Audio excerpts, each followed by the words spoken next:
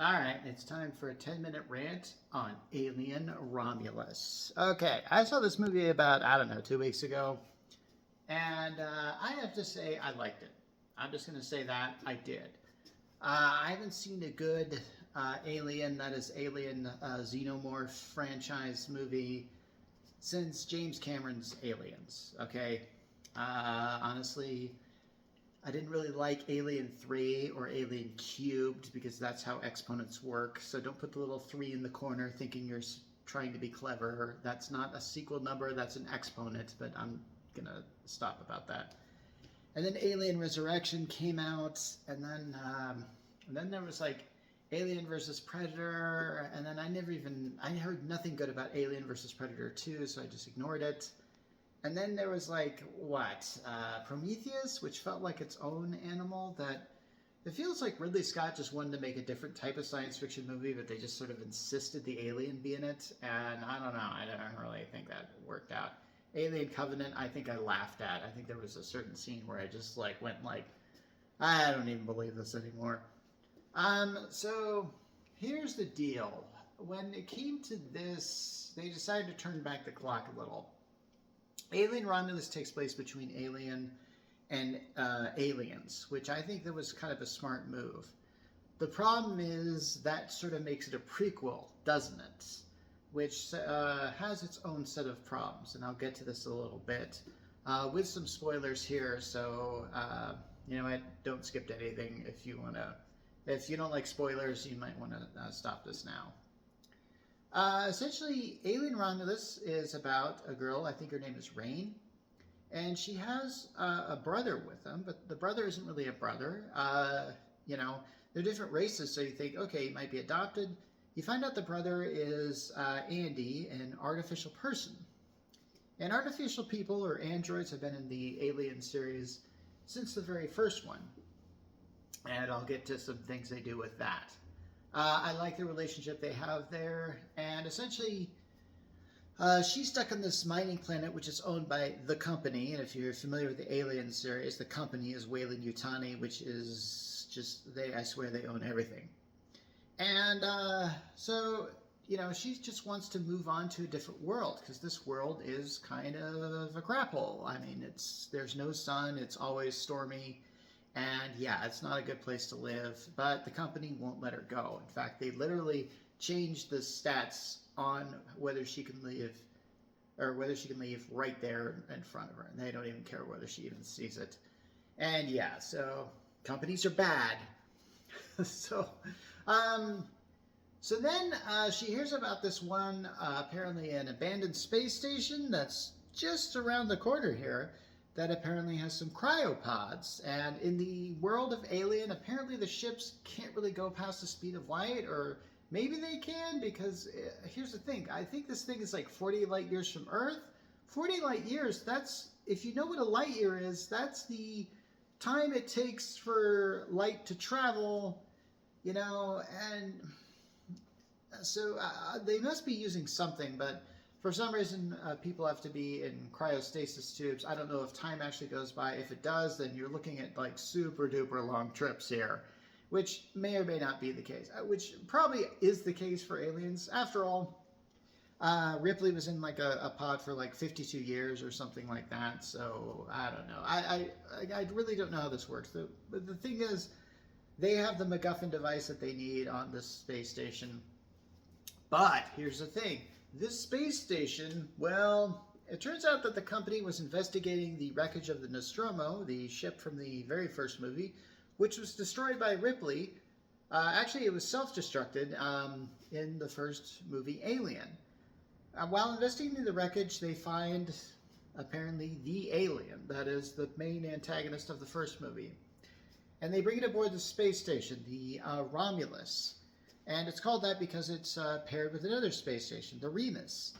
And while doing investigations on it, things go south, and everybody in the space station is now, yeah, there's face huggers all over the place. And if you know anything about the aliens and how they work, I guess this one alien sort of became the new queen, started laying eggs, and essentially started kidnapping people so it could implant aliens in them. You know, the whole alien the xenomorph plan that they always do every time.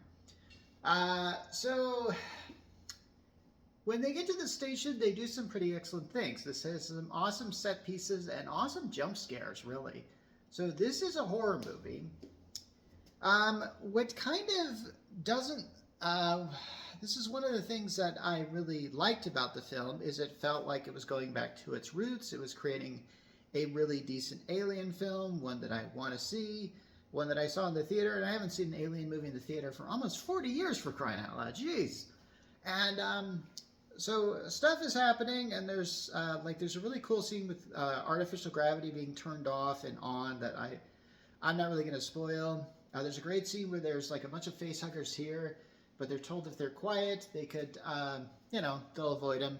And then it just gets bad, and then I think the artificial person guy just goes run, and then, and they do, and it's pretty interesting.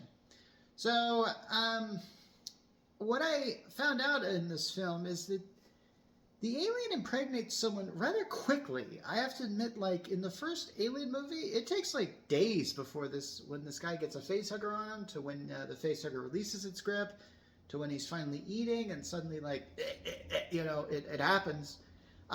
Here it happens like almost in 5 minutes, and they actually figure out a way to get the alien off them by like freezing its tail or something like that, which I kind of thought like, well, why didn't Ripley and her friends do that? And if you're willing to suspend your disbelief on that, because I think this does change with different alien movies, whether facehuggers can kind of, how long it takes for the incubation period and whatever like that. I don't know.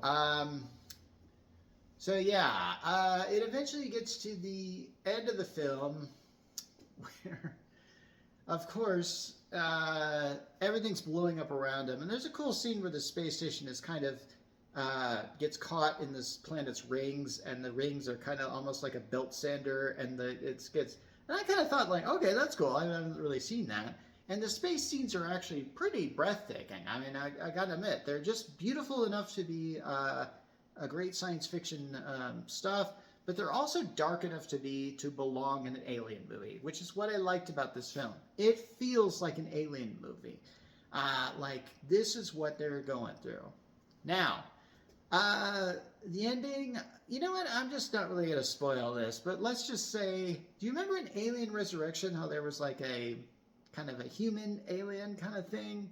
They kind of do that again, and it gets sucked out through a hole, and yeah, this is something that I think the alien movies are kind of falling into, sort of a trap with this thing. So for the most part, I liked it.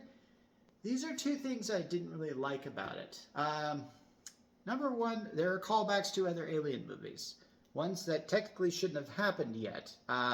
One of the characters says, "Get away from her," or you, says a line, and it's shoehorned in there so badly. And they got to stop doing something like that. There's a lot of other things, plot elements thrown in from other later Alien movies. Actually, I'm sorry, earlier Alien movies. Sorry, I'm thinking timeline here. I think the biggest beef I have against this movie is it's not about anything. I feel like when it comes to the first Alien movie, there's many themes going on here. The fact that space is a scary place. The fact that space has been colonized by a company, and it's beyond the point where it's neat anymore. It's like people are not astronauts anymore. They're just going about doing their jobs. Space is just a bigger Earth in this thing. And it shows what happens when companies start taking over this stuff and just making decisions at the expense of the employee, which is what happens. And by the time you get to the second movie, Aliens, that's really more of a story about how Ripley conquers her fear of what happened the first time, facing her own PTSD, as well as making up for losing her daughter by saving Newt. Which is what made Aliens like really rock, and I think a better sequel than the first. Alien Romulus, there's a relationship between the main character and Andy, which I think is supposed to be the main inner conflict of this film. I don't really know if there's anything really to be gained here. I don't really know, like, what was I supposed to learn from this here? And I think the answer is like, maybe you should just stop thinking theme and just start thinking, you're in an alien movie, who cares? Anyway, go see it if you haven't. Mark signing off.